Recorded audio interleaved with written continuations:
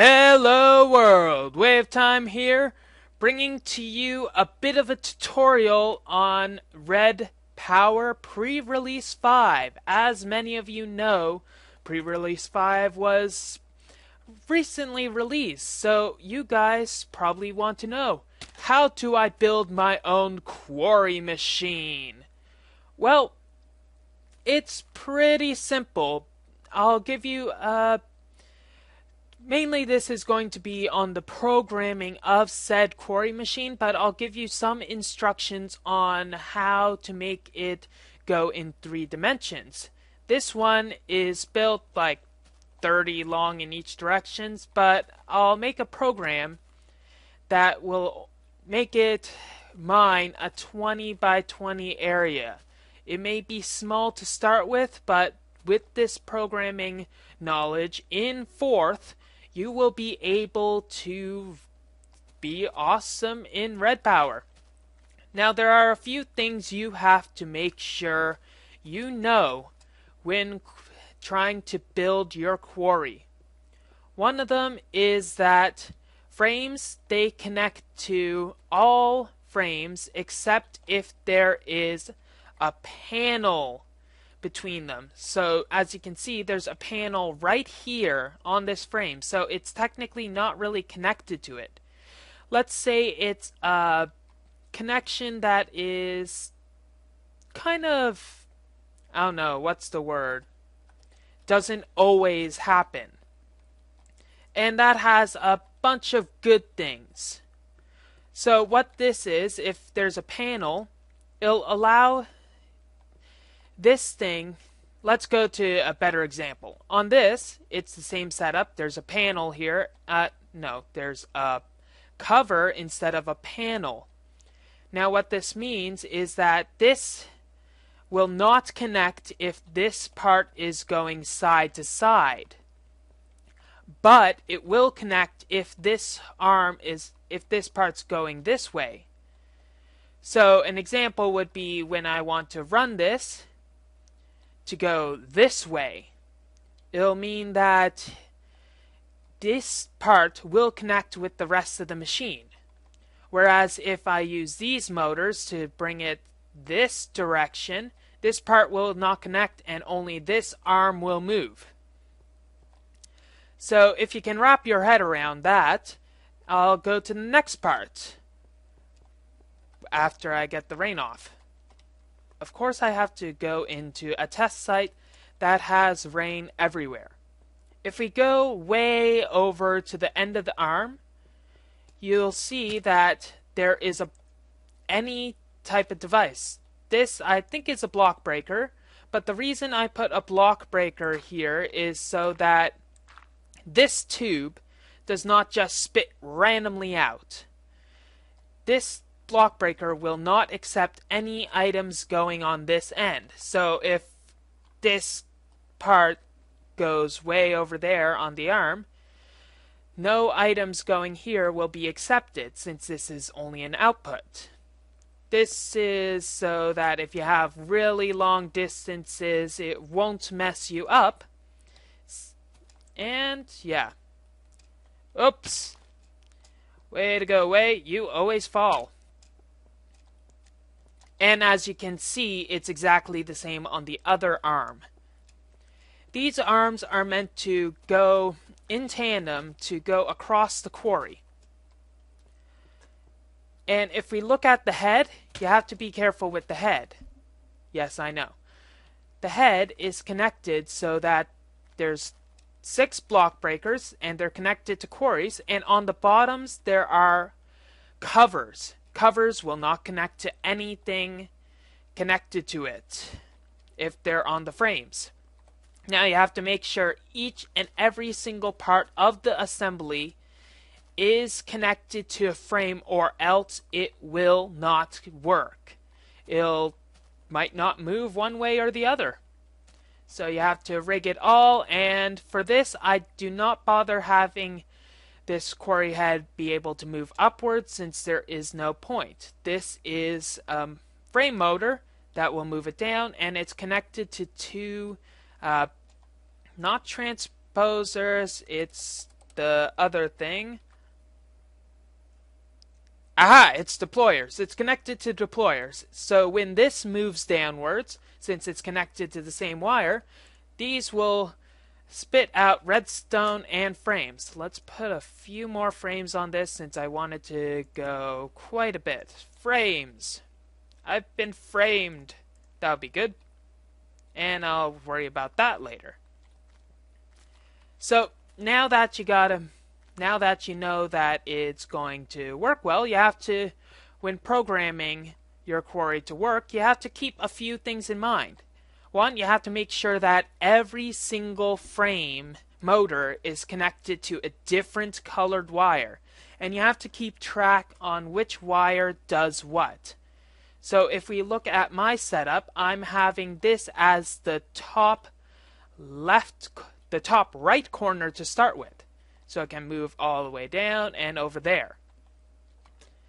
Now it's at the top right corner, and I'm going to say that this is the x-axis and this is the y-axis. I'll draw a little diagram in the corner. So as I'm going across the x-axis, I'll be going left and right. And as I'm going down the y-axis, I'll be going forward and backward. And you have to keep that in mind. So as you see, this orange, well, you can't really see, this orange wire is going to be my left, magenta will be right, the light blue will be my forward, the yellow will be my backward, white will be sent to activate the redstone pipe so that it'll be my block breaking. It'll be doing most of the work. And finally,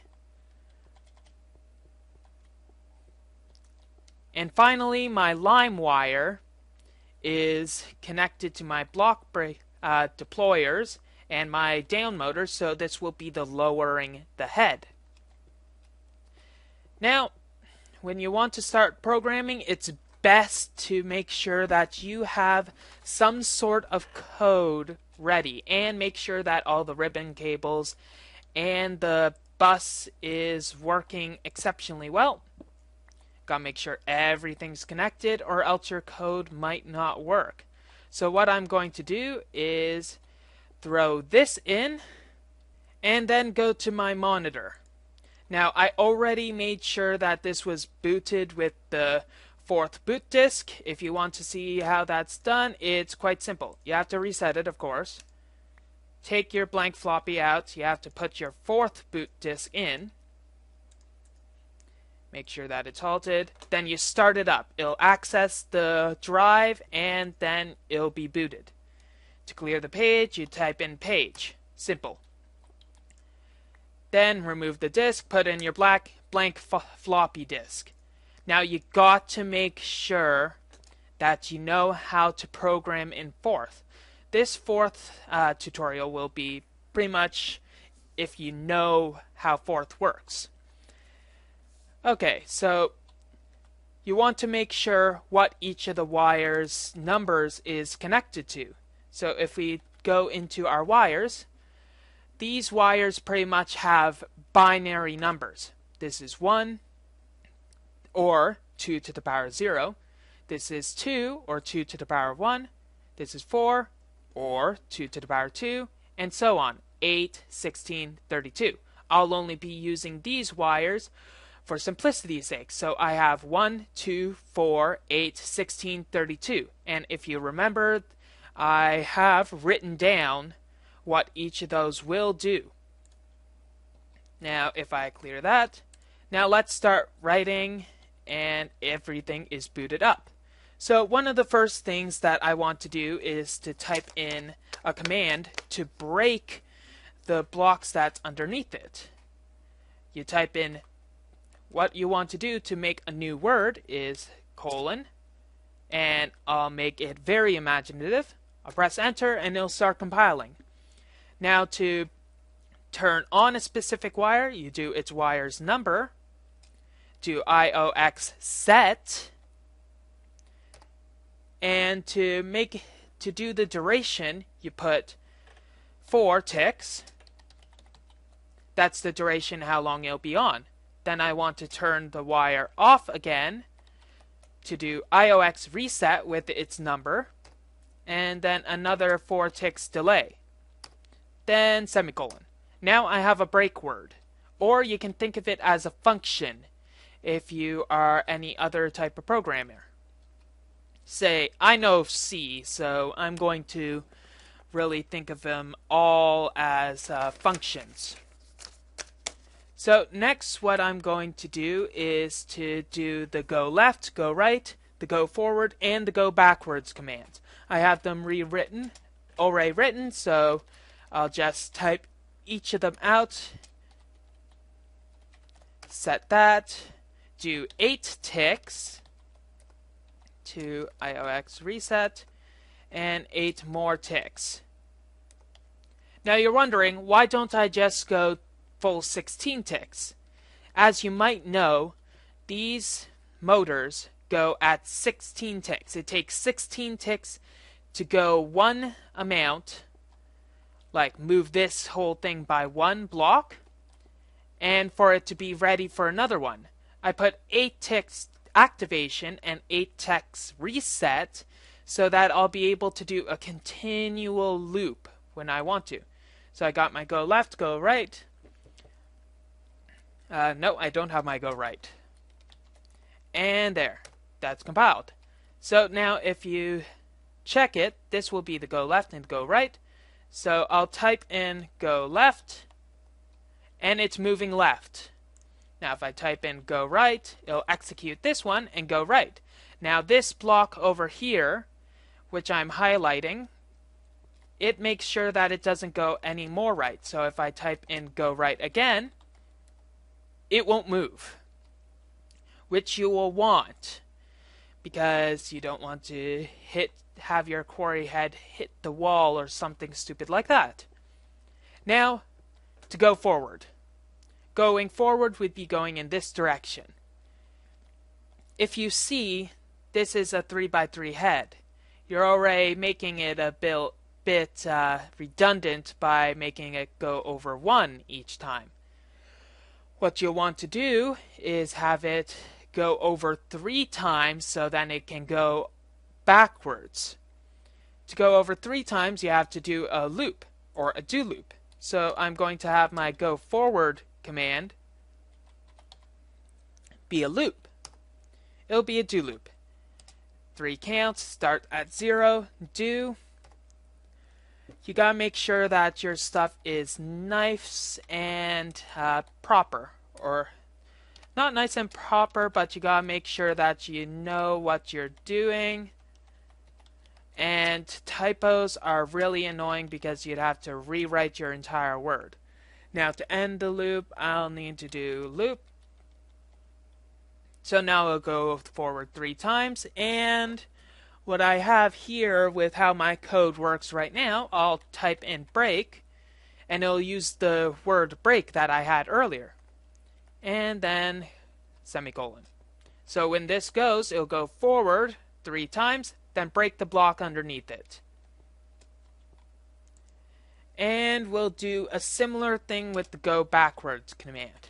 Okay, now I have the go forward and the go backwards. Let's test it, see if it works.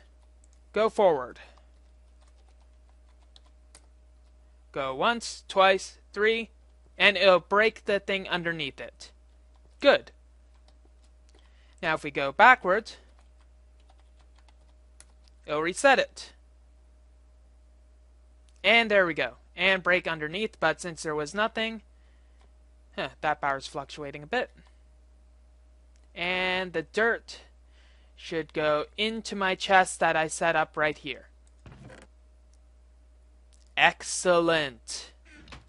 Now, my next part is my lower head command. You can laugh all you want. So, it'll be 32 since that's what lime is. 8 ticks for the delay of the whatever it is.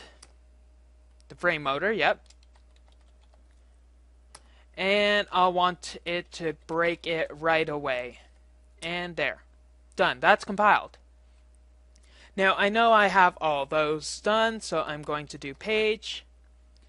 And now I'm going to save this to this blank floppy because I have a lot of blanks. Not blanc, blank. So I'll want to save this as, let's see, prototype 1.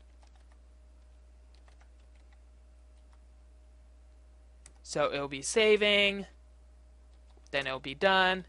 I'll eject it, I'll eject it, and it'll be prototype 1. I'll put in a new one, since this I'll want to keep, and I don't think it overwrites, though I could be wrong. Page again, remove that stupid thing, and start again. Now to make it go all the way left or all the way right, I'll want to do another command. Oops. I'll have left, all caps, go all the way left, depending on the entered thing. So I'll actually exit out of this by typing randomly, and I'll put a comment in here so that I'll know. You'll want to do left parentheses, then a space, then you can do whatever you want. Now the N means that I want it to have a number in front of this command, and then it'll do other operations. And it doesn't know that, so I am going to not even bother typing in any comments, because that might not even be in this. But make sure you comment what you're doing. So what I want this to do is I'll have a number in front of left when I write the word out. And then I'll want it to go left. And each time it goes left, I want it to break. Then end the loop.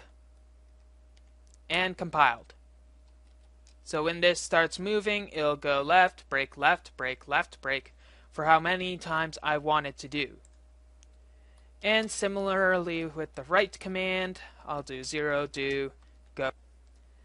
Next, you have to make sure you know what you're doing. What I'm going to do is make a thing that will make it go full forward. So it'll sweep left, go over once forward, sweep right, go over once again, sweep left, right, and everything. I'm going to define variables so that I will be able to put those variables in to this program later on. So let's go with variable X, variable Y. These are how to declare variables, though you should know that if you know what it is. So let's go to declare the to assign the variable. You want to do the number you want, the variable, then an exclamation mark, and I'll declare it. Now to print what it is, X, @ symbol, and I'll get the number, and then print it. It's a 3. Let's clear all that from the stack. So now I have X, Y, and H declared. X, Y, and H will be how much I want it to go left, right, etc., etc. Make sure you know your limits of the limits of your quarry. This I have it as 30 by 30, but I will set it so that it's 20 by 20 instead. This thing will be good for later. So now I will make a forward test. This will test if it wants to go left or right. So in the loop counter, when I'm doing a loop for when I'm going full forward, oh my gosh, why are you raining?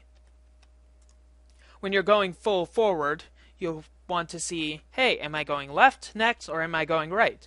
So I'll use the loop counter, which I'll get to later, and do a 2 modulus and 0 if.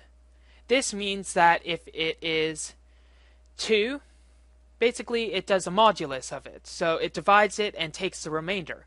So if we have a loop counter of 3, 3, 2, modulus. So it'll do 3 modulus 2, and that'll return 1. Then it'll check if it's 0. If it is 0, it'll go into the first if statement. If not, it'll go into something else. And I'll make another F test, but this will only make sense when I am doing other things. F test 2. Now, I want to have a full forward command. The F test is basically to test if it's going all the way. F test 2 sees if it's all the way. If it's reached the end, it won't go forward again, knocking into the walls, which is a bad thing. So we'll do full forward. Full forward will be checking the Y direction and doing a do loop of that. And I is the loop counter. So it'll do F test 1, then I again, F test 2, loop, and we're done. See if it works, and good, it's compiled. So full forward is that it'll do Y and at and 0. That'll be a do loop. Then it'll take the loop counter, so it starts at 0, and run it through ftest1 to see if it's an even division of 2. If it is, it'll go left. If not, it'll go right. Good. So now we'll want to have a command that goes full backwards. Now this is one that I won't be able to explain, but I'll show you the code afterwards. Now then, I have a few...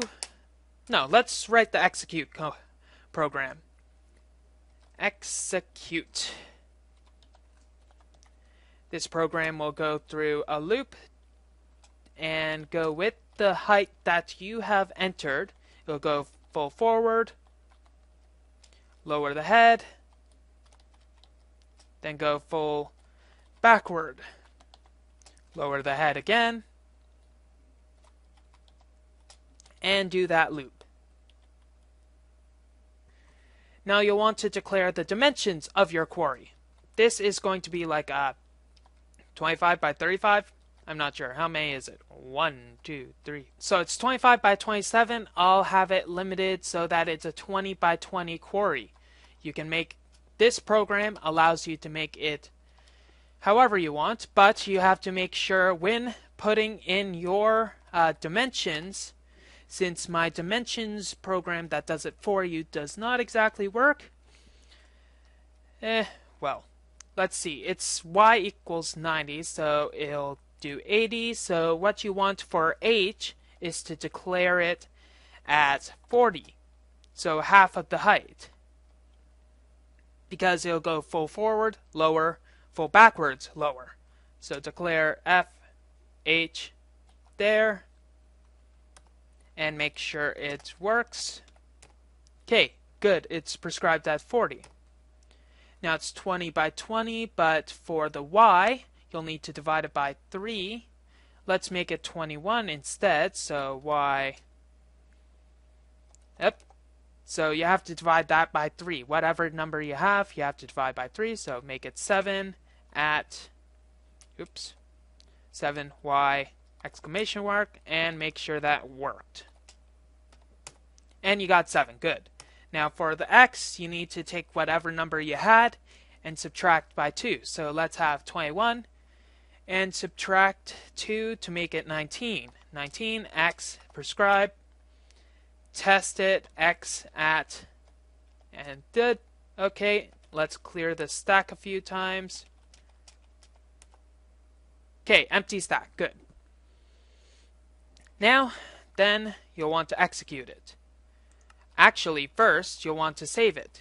As you check if you have a blank floppy, you have blank floppy. Blank floppy, let's save this as Quarry. So save Quarry. Good. Now this will save it as Quarry. It's done saving. So now you can build a quarry wherever you want. Don't shift click it, it won't work. Build a quarry wherever you want. With it, you don't even have to have the same dimensions. You just have to plug it in, boot it up, since this contains the 4th disk information as well. Now let's make this does not have any sort of thing that will make sure that the batteries stay full. I did not run any blue electric wires, so that won't complicate things too much since I actually see a few paths right now. I'm just going to make sure that the batteries are full. So when I tell it to execute, it should start working. Assuming that everything is working perfectly. So let's do that right now. I don't have any sort of thing that will turn it off, so if you want to turn it off quickly, you gotta make sure you halt it. Okay, now that I have everything sorted out, you just type in execute, and the quarry starts moving on its own. Now this might not be the optimized amount of code needed, but oh well, there's a lot of other things that could be wrong with this.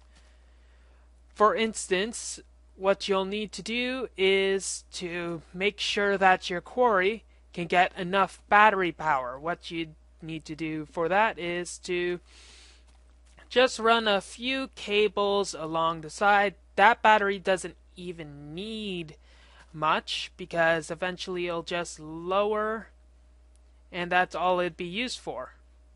Of course, since this mod is just through its first pre-release for pre-release 5, there are still going to be some bugs in the programming. So for instance, when I typed in execute, the bus doesn't seem to get anything, no matter how you set it. Thank you very much for watching. If you have any questions about this, you can find me on the Minecraft forums at Way of Time, or you can just comment on my YouTube videos at Way of Flowing Time on my YouTube channel. Thanks a lot. Have fun, guys.